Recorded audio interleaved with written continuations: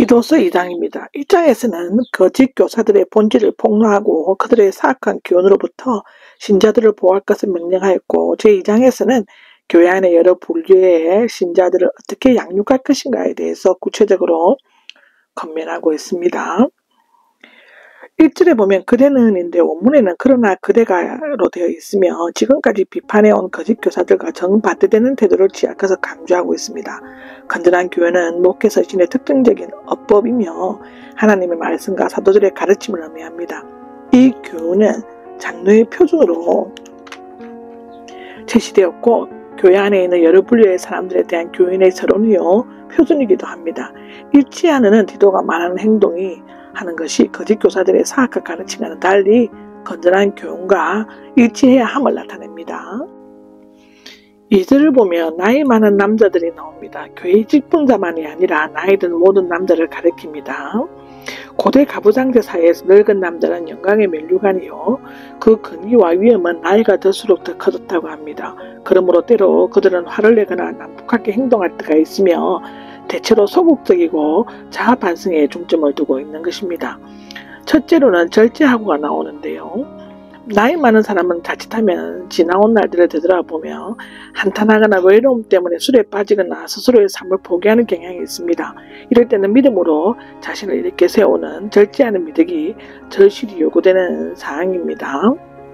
품위를 유지하고는 목회 서신의 특징적인 말로서 매사에 품위를 잃지 않고 근엄하고 엄격하게 행동하며 언제나 하나님께서 자신을 살피신다는 의식을 가지고 영원한 세계를 소망하며 살아가는 태도를 말하는 것이죠. 신중하면은 생각을 적절히 조절하고 분별력 있는 건전한 마음을 가진 것을 의미하는 것입니다.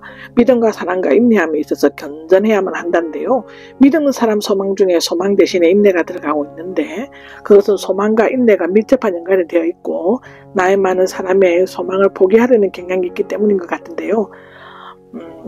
나이 많은 여자들이라고 3절에 나오는데 여자들은 교회에서 직분을 맡고 있는지 상관없이 나이 많은 여자들을 가리키고 있는데 복음은 교회와 사회에서 새로운 지위와 특권을 여자들에게 부여함과 동시에 무거운 책임도 부과하였습니다. 마찬가지로 앞에서 언급한 나이 많은 남자와 동일한 수준의 권면인과 동시에 남자들도 똑같이 해당되는 직분심을 나타내고 있는 것이지요. 자신의 행동이 존경받을 만하면인데요. 성전과 같이 거룩한 것과 건전한 교훈에 합당한 행동을 하는 것을 말하는 것입니다. 4절에 보면 젊은 여자들이 나옵니다. 여기에서 앞에 3절에 말한 선한 것을 가르치는 것이 무엇인지를 구체적으로 언급하고 있습니다.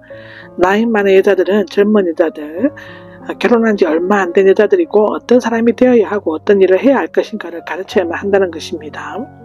남편과 자녀들을 사랑하고가 나오죠. 당연한 일을 건면하는 것은 그대의 여자들이 결혼 후에도 자기의 쾌락이나 주장만을 내세우며 아내와 어머니로서의 가정에 충실하지 못했음을 암시하는 것입니다. 특히 자녀들은 세속에 물들거나 거짓 교사의 사악한 규현들로부터 보호하고 잘 양육시킬 필요가 있다고 하는데요. 나무 즉 남편을 사랑하는 자는 열매 즉 자녀도 사랑한다는 것입니다. 신중하고 순결하며 나오는데요. 쾌락주의 영향으로 성적으로 타락한 시대상에서 흠이 없이 정결을 지키며 계속 깨끗하고 순수한 마음씨를 가진 젊은 여자들은 필수적인 일이었다고 합니다. 집에서 부지런히 일하고가 나오는데요.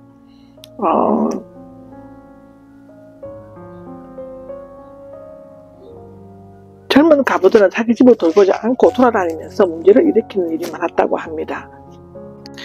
선하며 잘로 해석하여 집에서 부지런히 잘 일하고로 해석하는 경우가 있는데요.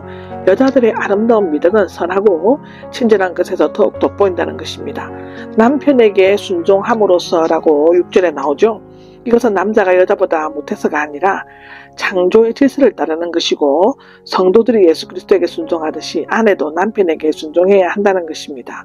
에베소서 5장 22절에 나오죠. 그렇게 함으로써 하나님의 말씀이 불신사에서 해방이나 모독을 당하지 않게 한다는 점입니다. 6절에 젊은 남자들이 대해서 나오는데요. 젊은 여자에 비해 적극적이며 건전한 교훈을 보존하면서 대적하는 자들과 맞서야 한다는 것입니다. 신중하게 행동해야 한다는 앞에 5절과 같으며 목회서신에서 특히 강조되고 있는 미덕인데요.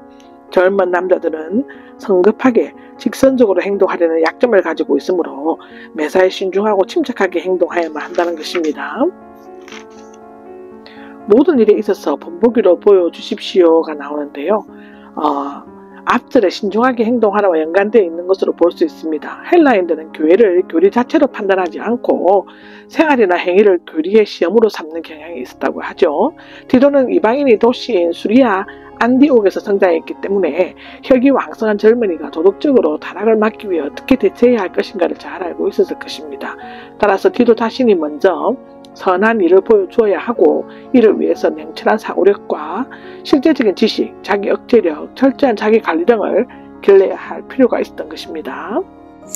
가르칠 때는 정직하고 품위 있게 하며가 나옵니다. 가르침의 내용이 정직하고 그것을 가르치는 자세도 품위가 있어야 함을 나타내는데요.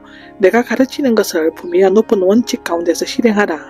그대의 가르침 가운데서 정직함과 엄숙함을 보여라입니다.